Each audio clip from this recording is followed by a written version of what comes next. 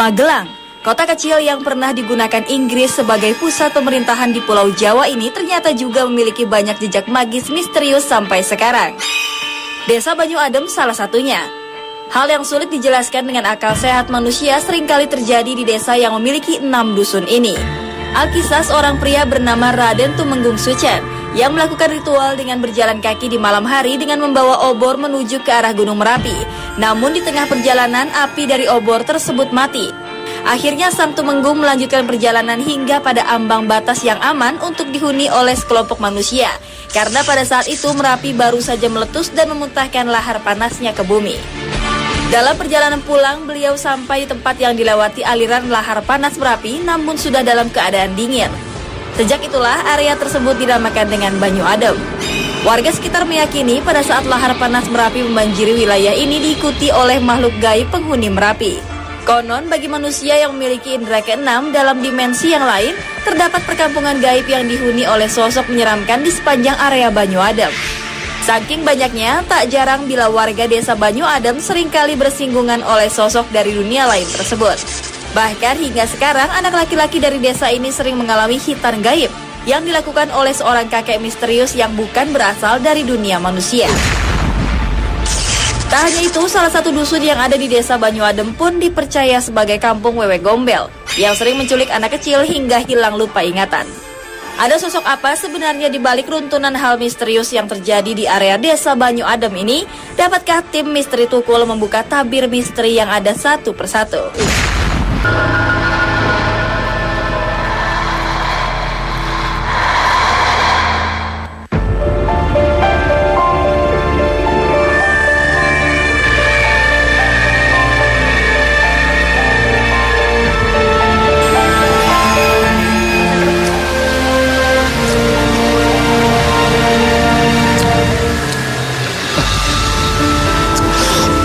Mencekam.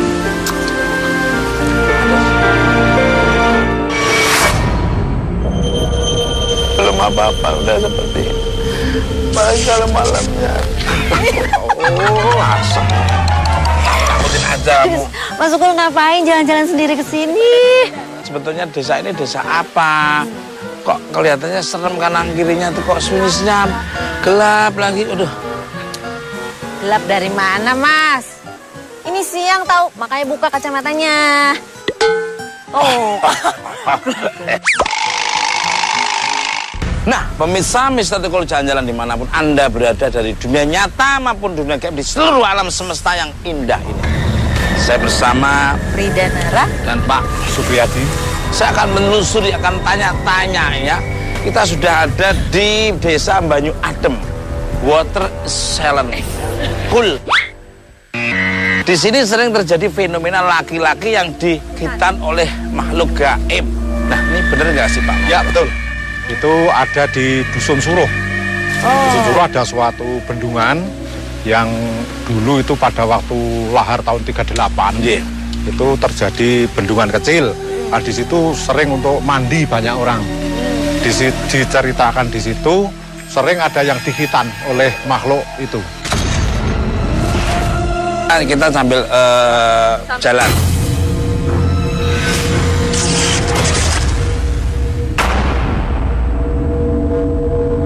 Mbak Rida kan ahli dalam penerawangan dan spesial, memang kamu diciptakan oleh Tuhan itu bisa melihat energi yang orang nggak bisa lihat. Kamu lihat? Ini kemungkinan kalau saya perhatikan nih Mas ya, ini sejarah zaman dulunya itu Mas, kalau saya lihat dulu. Mungkin karena ini dulu pernah dilewati lahar ya Pak ya? Sering. Itu pernah dilewati. Lahar itu sering lewat. Terus makanya bagaimana tentang Gremeng.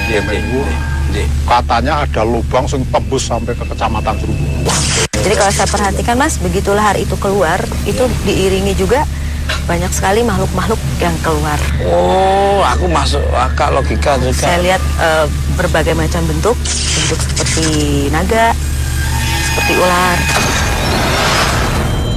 Kalau setan gaib itu, maaf, kalau udah sunat itu bisa digunakan seperlunya kayak orang-orang lain gitu. Sakit, tidak pengaruh. Itu terjadi hitan itu ada yang pulih lagi, tapi ada yang langsung memang seperti dihitan oleh tukang supet itu. Kenapa sejarahnya kok dia seneng hitan dipilih anaknya atau ngacak gitu, Pak Kayaknya Yunat? saya itu pilihan Mas.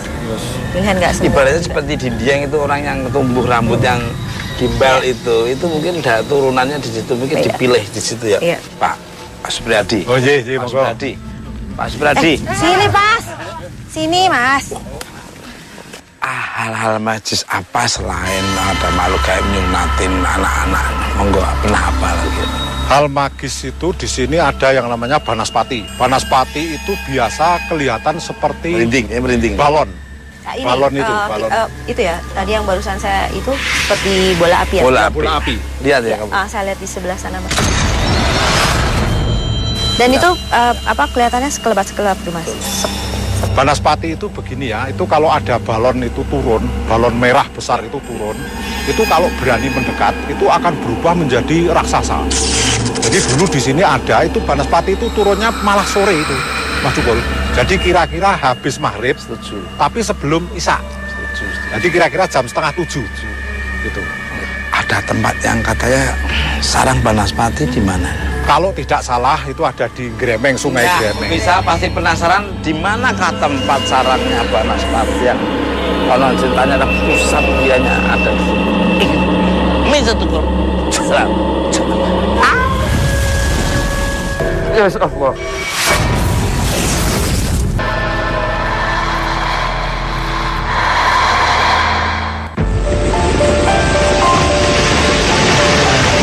Meletusnya Gunung Merapi pada 2010 yang lalu menyisakan banyak cerita menarik untuk ditelisik.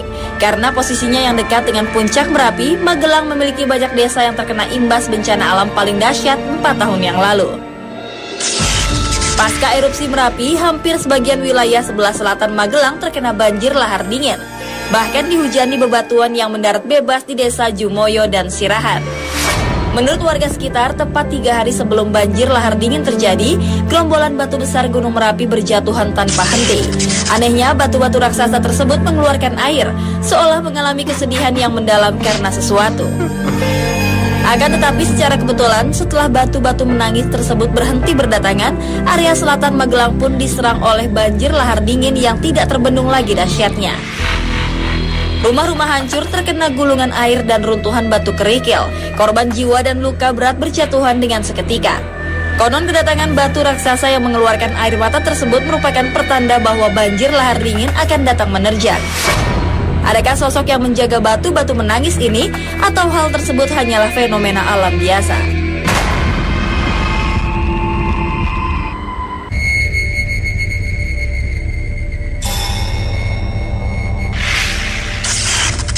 Pemirsa, di hari sebelumnya, Ahmad, Ulfa, dan Mr. I melakukan penelusuran di desa Sirahan tempat jatuhnya puluhan batu raksasa yang dipercaya mengeluarkan air mata.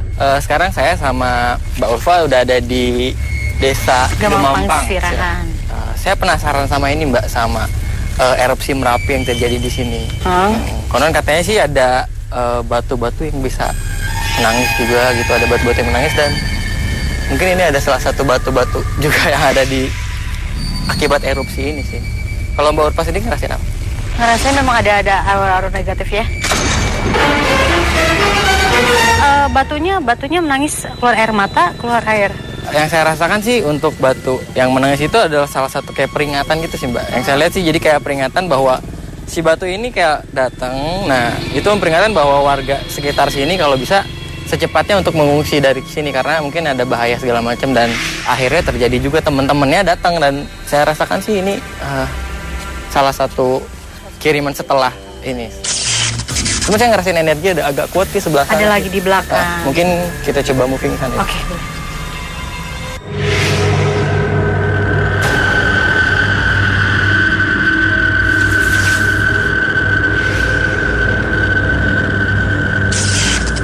Bapak ngerasain apa di sini? Di sini juga kayak ngerasain ada sesosoknya. Kerasa? Aku malah agak-agak panas. Panas. Kalau saya sih ngerasa sih di sini kayak seperti ada aktivitas ini ya, maksudnya kayak orang-orang kayak berobat gitu, kayak orang-orang sakit terus, dan saya di situ ada lihat wanita juga duduk di situ, kakinya seperti kesakitan. Terus di belakangnya juga itu sempet kayak ada. Tadi ada, aku sundel juga ngeliat, bolong aku gitu. juga ngeliat. Itu matanya nyala-nyala. Soalnya saya ngerasa agak energi kuat di dalam sih.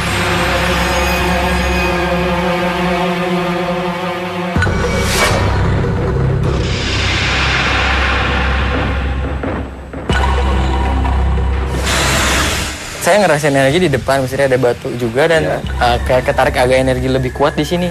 Cuman saya masih penasaran kan katanya erupsi sih ada batu menangis. Nah itu yang saya pengen tahu. Nah sebetulnya cerita batu menangis itu seperti apa sih? Jadi gini Mas ya, ini kan kejadiannya tahun 2010 ya, 2010 erupsi Merapi, terus turun lahar dingin, banyak material yang turun dengan laharnya. Nah terus pas hari Kamis Wage itu batu ini mampir di sini. Yang lainnya sudah banjir, kemudian ini yang ngasih kabar dengan menangis ya, ceritanya menangis gitu ya. Kalau bahasa di sini menangis, dia ngasih kabar sama yang penduduk lokal terutama yang punya rumah. Kemudian hari Minggu maingnya itu baru terjadilah banjir besar ya. Jadi yang di aliran Kali Putih ini. Oh jadi kayak ngasih peringatan Ya, kasih petanda itu. Batu ini mulai dari Merapi itu sudah ada sosok yang ikut sama batu ini, bisa dikatakan seperti kendaraan. Kalau saya lihat itu sosoknya itu seorang putri, seperti ada mahkotanya. Terus ini pakai kain keben itu Mat. Nah ini pakai kain yang tipis panjang gitu. Nah, ada selendangnya di sini, warnanya kuning kemerah-merahan. Mas Henry, Ya. ini kira-kira ada hal-hal yang menyeramkan, angker nggak kira-kira? Banyak sekali Mbak, banyak sekali, jadi banyak ya. Salah satunya tadi yang sudah dikatakan sama Mr. I, itu juga ada putri, salah satunya juga banyak lagi. Jadi ada sosok penampakan yang mungkin sering lihat ya, ada genderuwonya. Sampai ya masyarakat atau penduduk sini ini jadi juga hampir kayak terbiasa dengan hal itu. Udah biasa. lumrah ya. Udah lumrah ya. Ini kalau saya lihat batu ini posisinya waktu erupsi Merapi, ini batu yang pertama di depan sendiri nih Mas. Betul sekali. Ini Jadi di depan ada sendiri. sekali. Jadi waktu masuk, jadi dia membawa teman, nah tapi masuk yang ke sini yang ini, yang lainnya pada berada di belakang. Jadi banyak yang Ya, ini yang di depan bisa dikatakan sebagai kayak pimpinannya yang di depan bawa sendiri. pasukan ya. Nah kalau tempat ini sendiri dulunya tempat apa? Boleh dikatakan kayak puskesmas, juga rumah penduduk. Jadi kayak rumahnya ibu yang kalau di puskesmas itu ada ibu bidan dan lainnya. Jadi di sini tempatnya di situ. Kan tadi kalian ngeliat ada banyak orang sakit itu Memang kalau saya lihat ini batu ini mengabarkan pada penduduk sini, terutama pada yang sini kan orangnya kan mengalami lemah semua. Maksudnya lemah itu orang sakit kan gitu. Dengan adanya batu ini yang waktu itu menangis mengabarkan kalau bisa penduduk sini, terutama yang di sini, ini pergi dari sini. Aku penasaran ya, pengen berkomunikasi, pengen mengetahui tentang batu menangis ini.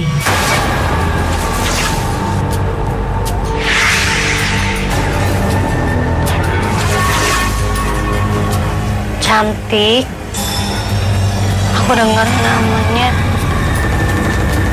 Hasri.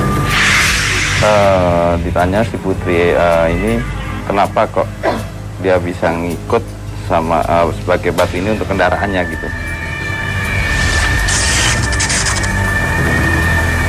Cuma ini di belakang ada sosok tinggi besar yang seakan-akan dia merasa gak mau si putri ini diungkap gitu.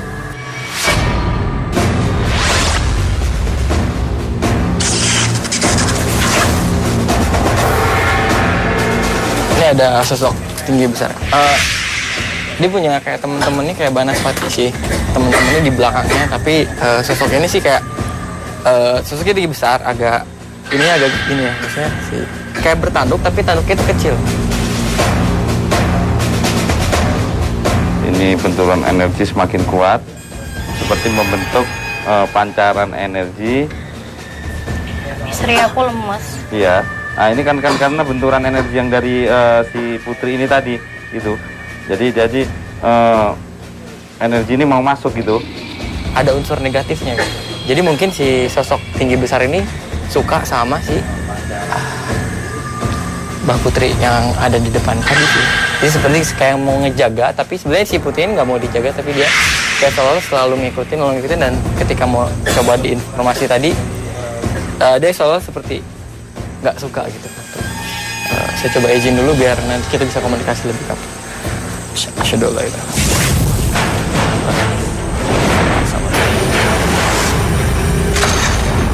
Tadi komunikasi dapat cerita, cuma hanya sekedar dia cerita bahwa namanya Asri, dia memang ikut sama batu ini untuk di sini gitu. Jadi yes, Allah. Benturan energi yang besar dirasakan Ulfa saat sedang melakukan komunikasi dengan sosok putri penjaga batu menangis tersebut. Hal apakah yang membuat sosok tersebut berhenti untuk melakukan komunikasi? Tadi makhluknya kan udah coba dimasukin sama Mbak Ulfa, tapi Mbak Ulfanya nggak kuat, jadi ketika memang masuk langsung hilang kesadarannya semuanya. Kita coba netralisir. Ulfa, istighfar. Bismillahirrahmanirrahim. Ini tinggal energi yang ada kemana?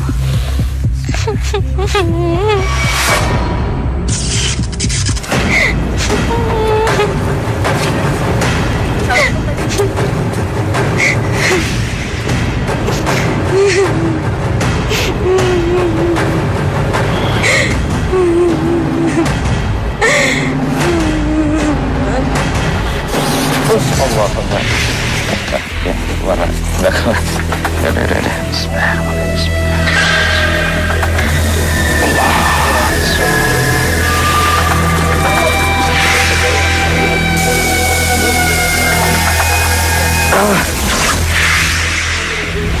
Ya, duduk. Aduk di atas, ya. Ya, bismillah. Nah, Bu Ulfa, tadi ngerasain apa? Apa yang dirasain tadi? Tadi ngerasanya aku sedih banget. Sebenarnya dia mau ngasih tahu ini warga biar lebih berhati-hati. Bu Ulfa ngeliat apa, kayak masih panik Aku sih? kayak dia merhatiin lagi. Ya karena di dalam bangunan ini ada sosok yang dari belakang tadi itu yang besar. Terus kalau sosok putri masih di sana. Terus ini ada sosok kecil. Terus ini ada sosok seperti manusia gini, tapi kepalanya itu kayak naga gitu. Tapi yang biasa digondol WW atau apa itu rata-rata orangnya itu kosong. Namanya Banyu Semurup itu kalau bahasa Indonesia air yang masuk, yaitu masuk ke dalam cadas. Terus untuk cadas itu dulu katanya orang tua kami sebagai tempat bersinggah ular yang besar, Iya, di situ terus lama-kelamaan ular itu sepertinya danyang ataupun yang namanya ular mistik. Jadi tidak sembarang orang bisa melihatnya. Mengganggu itu yang wewe gombel itu mungkin sering ada orang yang lewat pakai motor itu sering diganggu, motornya mati terus suruh bawa ke tempat yang lain baru bisa dihidupkan lagi.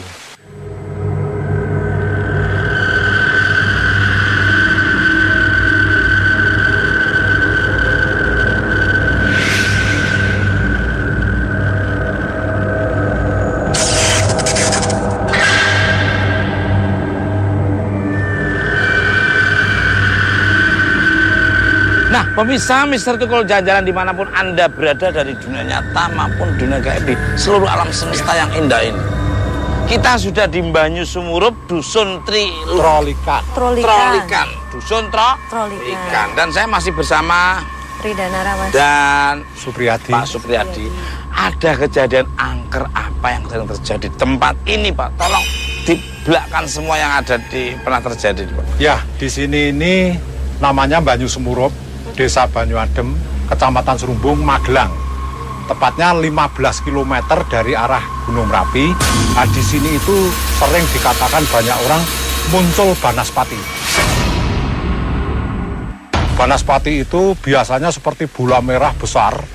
Itu yang terbit itu sering banyak orang tahu itu di hari Selasa Pon. Makanya dinamakan Banyu Sumurup itu air yang bisa menyala. Sumurup itu murup atau menyala. Iya. Jadi walaupun dia kelihatan air, tapi di situ tempatnya api yang sangat menyala-nyala. Itu tadi tempatnya Banaspati itu mungkin. Aku begitu ngomong gitu udah merinding. Dilarang dilewati anak kecil karena banyak wewe gombelnya, itu bener gak sih? Iya. Alam gaib seperti itu kadang-kadang bisa berubah menjadi akik, atau bisa berubah menjadi keris, atau bisa berubah menjadi bambu petuk. Nah itu biasanya sosok Banaspati ini ya, Pak? Dimungkinkan dari sosok Banaspatinya itu. Nah terus anak kecil memang nggak sengaja beli lewat sini karena apa nih, Pak? Ya kalau anak kecil itu biasanya panas gitu, Mas. Merasa panas. Panas, bahasa Jawanya deleming gitu loh, deleming. Betul. Deleming, nah itu. Betul. Itu Nah, Mbak, saya tahu di daerah sini. Mbak Rida sendiri nih, tadi begitu kita udah masuk sini aja, Mbak Rida udah melihat sini terus mandang lama. Ini sebetulnya Mbak Rida lihat apa? Saya lihat sosok yang kata Bapak tadi itu ya, wewe gombel itu. Gimana posisi? Posisinya persis di sini, ngelongokkan ke depan gitu. Nah, Monggo, Pak. Iya, Pak. sorry. Nah, ini nih, Mas. Dikit. Tapi kalau di siang mungkin energi beliau juga nggak seini, karena mereka ini kan sore hari ya Pak ya. Ya. Energi mereka sejak kumpul-kumpulnya itu sore hari Mas. Betul. Gitu loh. Dan kalau misal saya rasakan energinya, jadi kan Bapak pernah bilang waktu itu kan kalau misalnya ada sosok mereka dilihat oleh kita, berarti di mereka itu kan sial. Sial. Nah jadi banyak sekali anak-anak mereka yang terlihat oleh anak-anak kecil ini. Jadi anak-anak kita di waktu itu mungkin seumuran Bapak itu sering diajak main Pak sama mereka. Dan anak mereka kalau di sana itu bagi mereka anaknya sakit Pak. Sial. Akhirnya meninggal. Nah, mereka mengapa menculik anak warga kita sini? Karena mereka merasa ingin pengganti untuk anak-anaknya. Kalau menurut mereka seperti itu. Kata banyak orang tua saya, di sini tuh bisa dipanggil asal habis maghrib gitu ya. Bisa dipanggil. Tapi itu nanti kalau bisa menampakkan diri, lidahnya ada yang sampai tanah. Itu kadang-kadang pusingnya atau panasnya badan itu sampai 10 hari belum sembuh. Banyak kejadian anak hilang di tempat ini lagi nggak Pak? Dan terakhir itu kapan?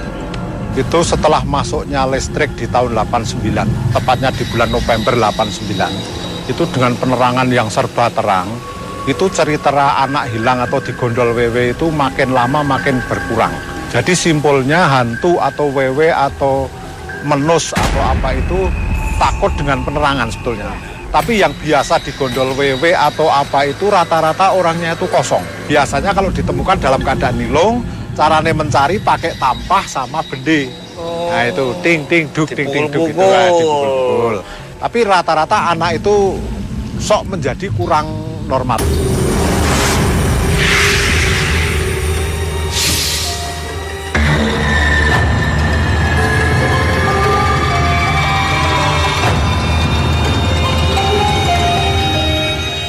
Ini loh Mas, kalau aku lihat ini di sosok astralnya itu ini taman Mas.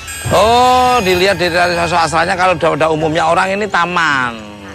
Jadi gini, kejadiannya kalau saya lihat ya Pak, saya coba ambil energi dari anak kecil yang masih di sini ya, gitu. Ini dia nggak balik, gitu. Karena jadi kalau misalnya sosok anak kecil ini dia sudah diambil oleh wewe gombel, jadi kejadian di tempatnya itu sama Mas, dia diasuh seperti layaknya anaknya sendiri gitu.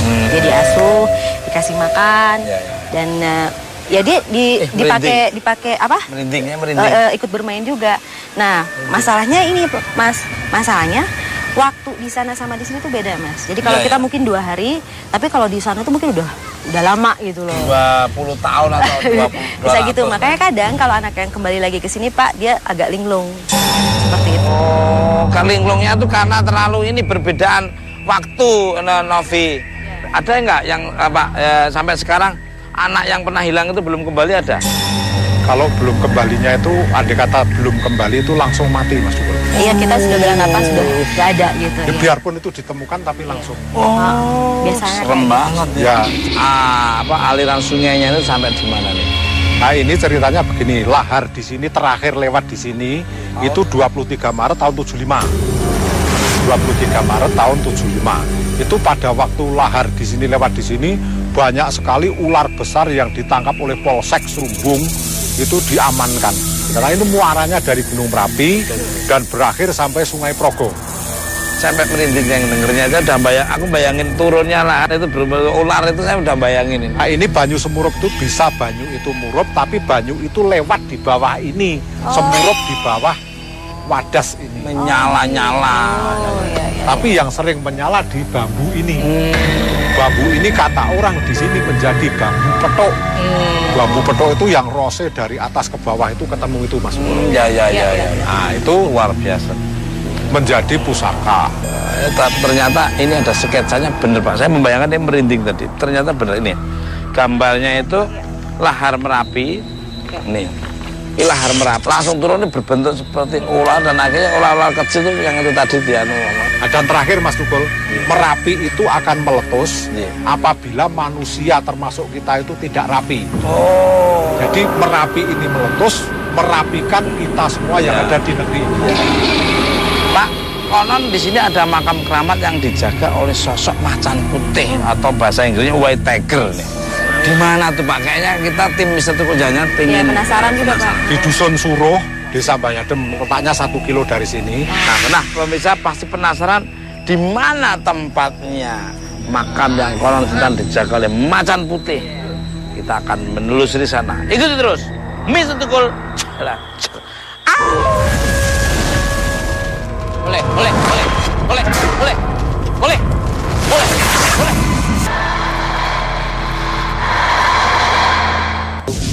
Waktu tahun 2011-10 itu saya pernah melihat sosok wanita bersama anaknya nyabrang, tapi saya noleh ke pandangan lain langsung hilang. Memang ada seorang menggali menambang pasir manual, langsung dinaikkan ke mobil dam, dibawa ke Semarang. Nah itu dibongkar, tidak mau pulangkan lagi di tempatnya. Setahu saya itu kalau sini itu kalau mau banjir malamnya itu ada tabuhan gamelan, istilah wayang atau campur atau jadilan, itu pasti itu ada ya.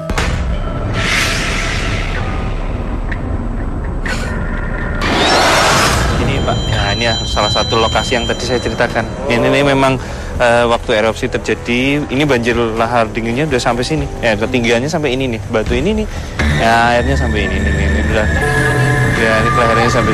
Nah, sampai seperti itu meninggalnya, kemudian aliran airnya seperti itu. Jadi batu-batu yang besar sampai salah satunya tadi yang ada di rumah tadi. Iya. Pak Henry, kalau gamelannya itu sendiri sering terdengar di sini? Sering. Ya, itu setiap pahing, entah itu Kamis pahing, Minggu pahing, Senin pahing, yang berhubungan dengan pahing, itu pasti malam harinya atau 2 hari sebelumnya akan terjadi bunyi gamelan kalau akan adanya banjir lahar dingin. Nah, suaranya nanti pasti ning nong ning gung gung ning nong ning gung, itu pasti akan gitu terus. Ya, bunyi-bunyi itu akan bunyi selalu. Itu biasanya kisaran jam berapa, Bang? Ya, ada yang malam hari, ada yang siang hari. Kalau yang siang hari berarti sore hari banjir. Nah, kalau sore hari malam harinya banjir. Jadi ada persiapannya memang di situ itu. Oh, jadi udah tahu ya. Ada pertanda-pertandanya.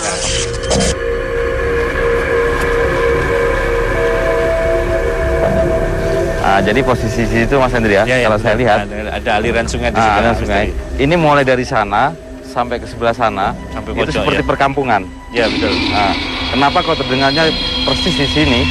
Nah, karena di sini ini seperti umpama desa itu pas pendopo gitu. Ya, betul ya. Jadi ada kampung gaibnya. Gitu. Pas pendopo. Jadi pas pendopo itu ada memang alat-alat musik di alamnya itu. Tujuannya apa? Seperti orang berdoa. Jadi umpama namanya alam gaib sama alam yang hitungannya erupsi ini ada seperti ada getaran gitu. Jadi dia merasakan. Jadi namanya gamelan ini tujuannya untuk berdoa supaya satu diberi keselamatan sini, nomor 2 lagi memperingatkan orang-orang yang ada di sini.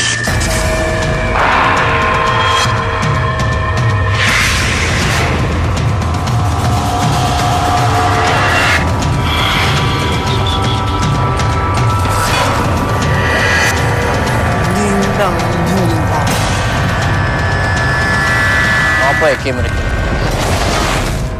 Boleh.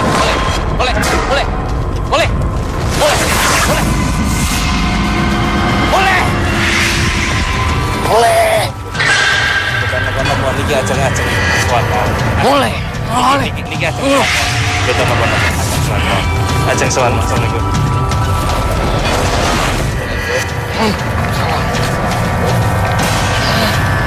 Boleh.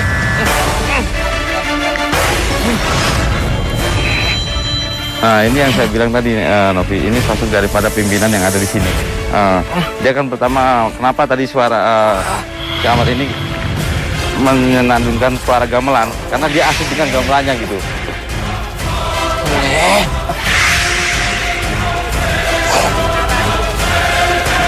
Assalamualaikum. Assalamualaikum. Sosok yang merasuki Ahmad terlihat sangat fokus memainkan alat musik dan merasa terusik dengan kedatangan tim Mister Tukul. Apakah ini merupakan pertanda akan terjadi peristiwa yang sama seperti 4 tahun silam? Saya lihat sih di situ sedang ada beberapa ini yang lagi main. Selalu, saya rasa ini selalu main. Mungkin muncul di ketika pahing itu mungkin kayak ada dimensi yang terbuka, atau misalkan mungkin ketika ada kejadian dan lain-lain, ketika mereka berdoa dan lain-lain. Nah itu suka ada muncul dan saya rasa sih bunyinya nggak terlalu keras ya Pak, agak lamat-lamat gitu suaranya ya. Karena gerbang yang saya lihat juga terbukanya sedikit dan tadi sempat kelihatan sih hampir kayak seperti siap-siap mau ngebuka lagi sih saya. Iya. Saya lihat sih. Makanya mereka sedang asik untuk melakukan seperti doa-doa tersebut dan yang tadi itu kebanyakan fokus dengan main musik itu seperti menikmati sekali. Bapak mau coba ngerasain? Boleh.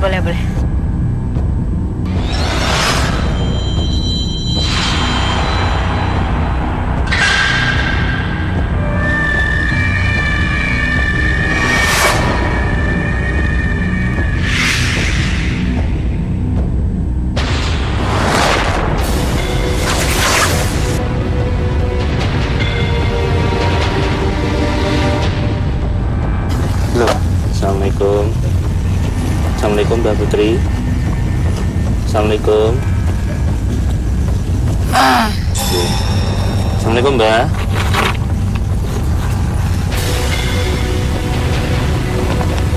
Assalamualaikum.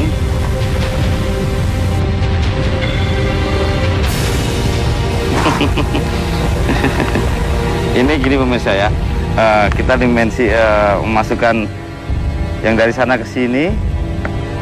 Ini yang dari sini keluar semua, pada berkumpul semua. Ini sudah di belakang, ini belakang saya ini sekitar ada puluhan di sini. Sebenarnya sih bukan pasukan, jadi orang-orang yang ada penduduknya, manusia sosok yang ada di sini, ini ingin melihat. Pemirsa, sosok yang merasuki Ulfa pun terlihat sangat khusyuk sedang memainkan alat musik sehingga tidak ingin diganggu oleh kedatangan tim Misteri Tukul.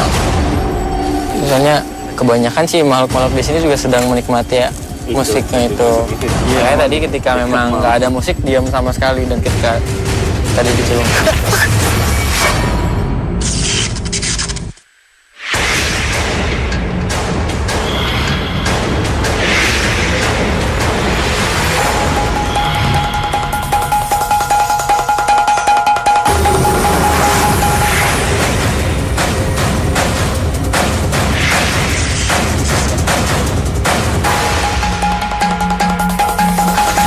Sebenarnya sih dia ingin melantunkan tembang-tembang dan juga wejangan dengan bahasa Jawa.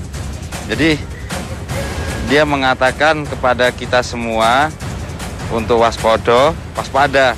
Maksudnya itu waspada dengan jadi kita jangan terlalu terlelap, terlena, supaya apa? Kita selamat dari umpama datang erupsi, kita akan selamat gitu.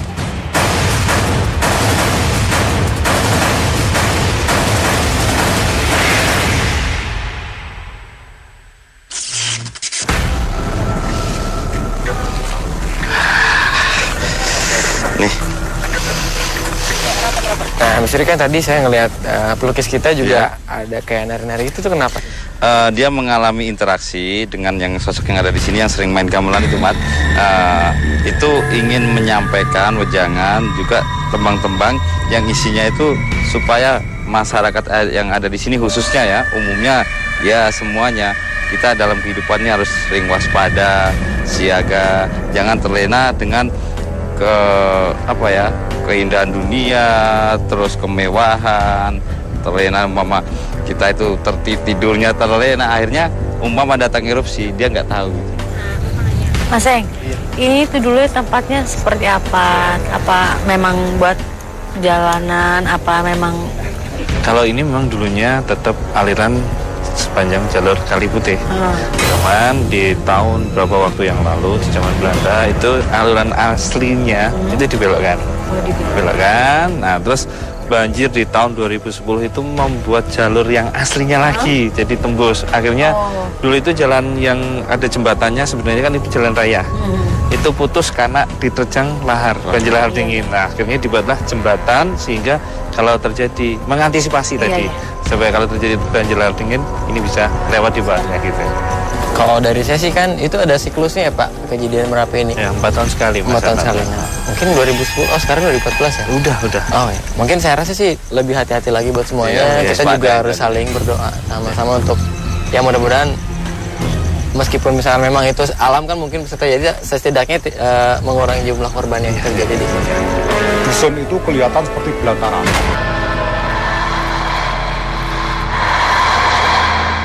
Kalau ada orang akan meninggal 3 hari sebelumnya atau 4 hari sebelumnya, kuburan ini sepertinya meletus. Suara entar gulung itu ulem sangat. Kurang lebih 1 minggu ada orang meninggal di Dusun Suruh, itu ada obor yang dari kubur ini naik ke atas. Entah arahnya nanti kemana nggak tahu. Pas saya berdoa itu, pas di atas pohon kamboja itu seperti ada sinar yang sangat terang, warnanya kuning keputih-putihan itu seolah-olah menerangi semua makam ini waktu itu.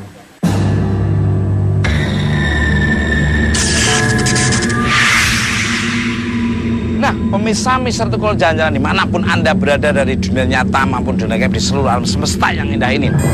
Ini sekarang saya berada di depan makam yang tadi saya sebut, ya Pak Marto, Mbah Marto Wijoyo. Nah, bisa diceritakan siapa sih sebenarnya beliau ini, sosok Marto Wijoyo ini? Marto Wijoyo itu hidup di kala 1851. Nah, dia itu ada di sini namanya Dusun Suruh. Suruh itu kalau bahasa Indonesianya sirih. Sirih itu kalau dimakan itu tadi hijau, tapi jadi merah. Nah, Dusun Suruh ini terkenal dengan merah dan hijau. Jadi asal politik itu biasanya dari sini. Jadi yang biasa membuat politik itu merah menjadi hijau atau hijau menjadi merah itu di situ. Tapi di sini ada suatu alam gaib yang konon ceritanya itu menakutkan. Sering ada penampakan harimau. Makamnya yang sebelah mana Mbak Ida bisa komunikasi nih? Ya, yang benar yang mana nih? Ini makam Mbah Marto Wijoyo. Yang nah ini. Ya. Nah, semoga bismillahirrahmanirrahim.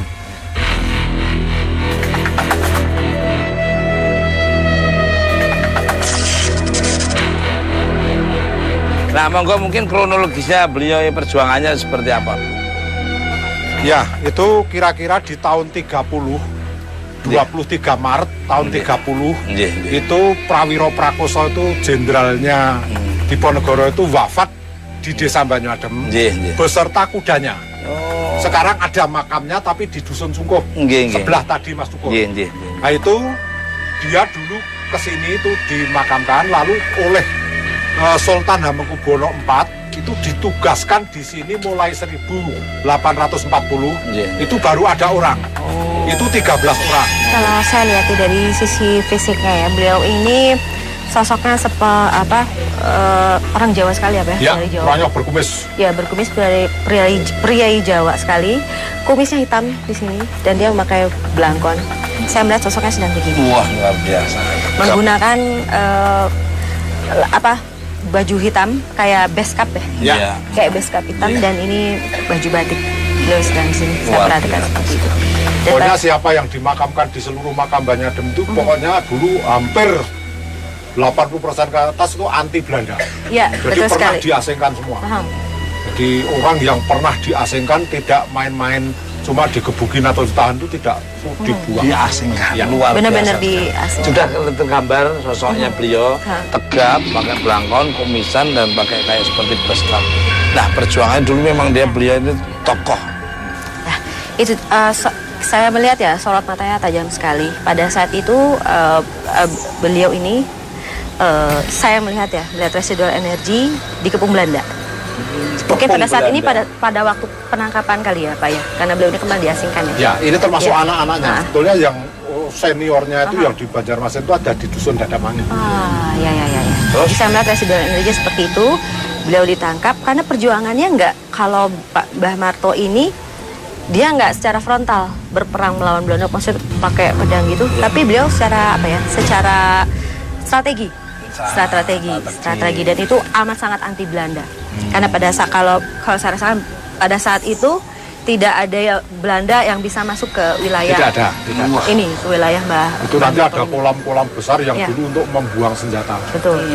Dan ini yang saya perasa ini ada unsurnya Pak. Beliau ini juga, jadi Belanda itu nggak mendeteksi keberadaan Mbah Marto sebelumnya. Gitu. Jadi ada sisi unsur ilmu juga gitu. Ilmu dari daya linwe, punya kekuatan yang orang tidak bisa. Karena orang yang mau prihatin itulah yang bisa daya linwe. Kekuatan juga dari Allah Subhanahu wa Ta'ala. Katanya ada begini, kalau mau masuk di dusun sini itu, dusun itu kelihatan seperti belantara.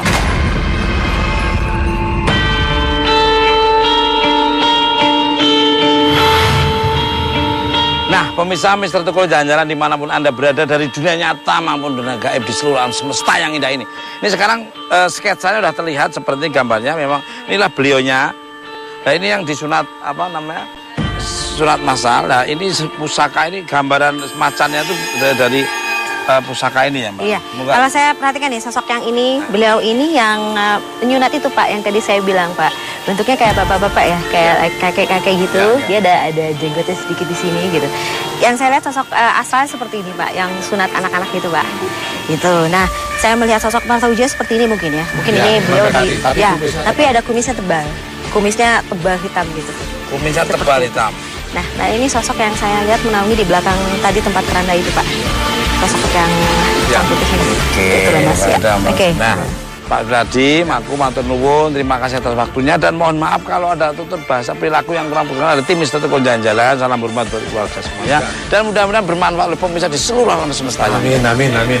Mohon doanya Mas Tukul. Amin. Terima kasih Bapak.